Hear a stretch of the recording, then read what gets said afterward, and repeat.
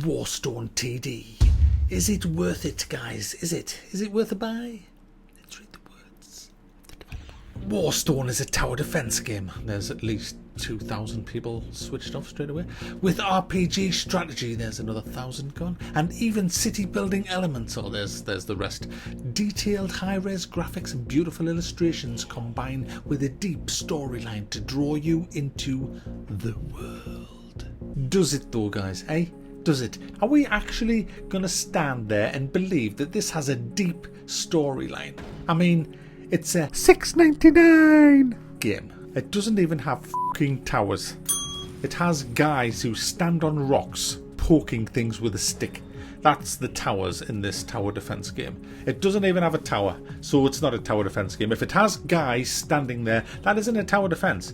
If you have an archer, just one woman standing there on a stone firing her arrows, that's not an archer tower. That's a tart on a stone. Tower defense is all about these big towers. If you have a big one of archers, you have a tower with archers in the towers firing from the top. You don't have some tart standing on a rock going pew pew, you know, and another guy with a pitchfork going prod prod prod. Tower defense should be about huge Gatling guns, lasers and explosions, you know, and this is just what the and outside of the actual tower defenseness, you have to build a town. It's like the fucking settlers. You got to build a building to upgrade your units, and then you have to upgrade the building to upgrade that even more. You build another unit to get wood. You build another one to get a mine, and then you get the wood and the mine to build another fucking building that says, hey, if you build this, you can claim this. If you build this, you can play PvP and co-op and set up your own servers. If you build this, you can talk to a fucking tree. If you build this, you know, I don't want to fucking build buildings. I want to build a big fucking gun and shoot shit as it comes past and sit there chomping on my mwams. Anyway, guys, is it any good? Yes, it is, actually.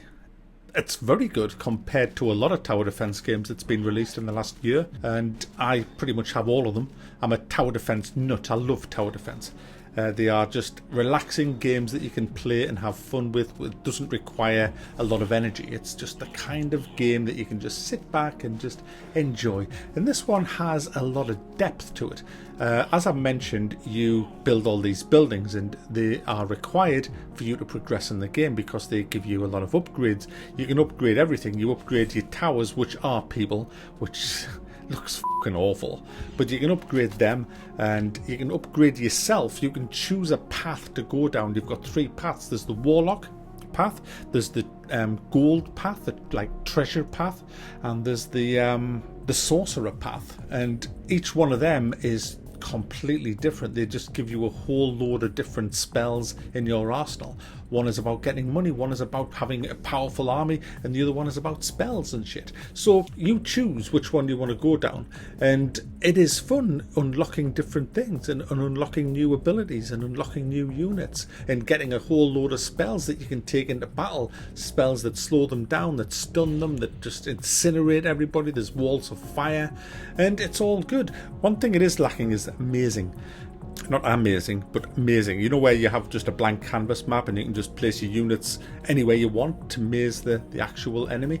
There's not many levels that allow you to do that. There's not many tower defense games nowadays that allow you to do that, which is a big shame. But one thing that this does add, which is really neat, is you, on not all the maps, but on some of the maps, you also have to send out units to get across the map, and the computer is trying to stop them by placing its own towers. You might have the enemy's units coming across the top of the map, but your units are going across the bottom of the map. So not only do you have to put your own towers down to stop his, but you have to put your own units down to get past his, and the first one to get 20 units off the map wins. And they are really intense and really good fun games, and the more units you put onto the map, the more gold you get to spend next game. But if you unbalance yourself and you stop building units, which also cost gold, you're going to get overrun. So it's very tactical, actually, this game. It's very tactical indeed. It also has co-op. There's a few missions where you need to actually play co-op to get past them, and it's dead easy. You just go to the lobby, you create a game, select the mission you need to get past, and someone hopefully will join the game,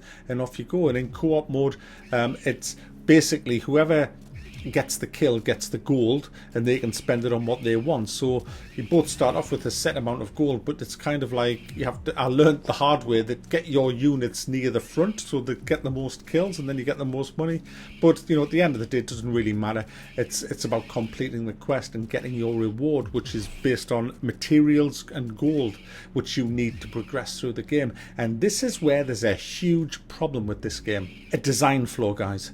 You can actually gimp yourself and get stuck so that you can't actually progress any farther.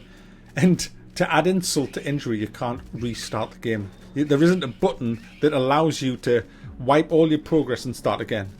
And there's people on the forums who literally can't play the game anymore. They are totally stuck. They can't progress anymore, and the developers actually having to manually give them iron ore so they can build this building to progress. It's ridiculous. It's ridiculous that you can't start again your whole game and from scratch and just do the whole thing again. Another thing that's absolutely fucked up in this game is there is no quests to grind on. I mean, in these games where you need materials and gold to increase the strength of your units and to unlock new units, there should always be a map where you can play it again and again and again and get a reduced reward. I mean, obviously the first time you play a map and you beat it, you get a good high reward, but nearly every tower defense game I've ever played, if you redo that mission again, you should get a reduced reward that allows you to get a little bit of income going, and it doesn't have that, which means it's going to really lack replayability. A lot of the tower defense games that I've played have either an endless mode or this ability to amass skill points or gold, and it's essential in tower defense, and the developers really need to bring something in for that. Another thing that is alarming is it does seem to be quite focused on the PvP aspect.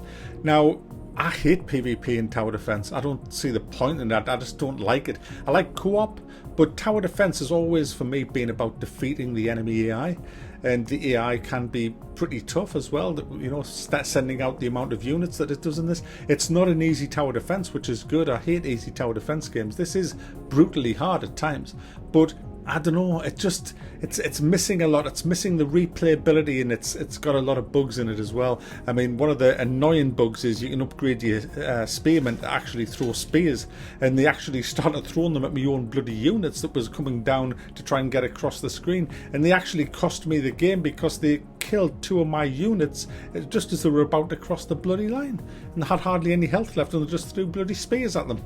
So there's a lot of bugs in this. There's a lot of patches coming out as well, and the developers do seem keen to fix them all. I think it's only been out a week, and there's already been 3 patches. There's another one coming out next week. So it's getting a lot of love, and it's getting a lot of new missions. It's getting a lot of new content, and it's a very cheap game for a good tower defense game. So it is only $6.99, and for that, it's just scraping through with a thumb up. So if you're going to buy this, buyer beware that there are bugs in this, and you do need to be aware of that. But it is a decent looking tower defense game that is certainly getting a lot of love, and I'm quite sure that within a few weeks it'll be solid and all the bugs will be out of there. So there you go, guys. That is Warstone TD, a tower defense game that at this moment in time is just say worth a buy.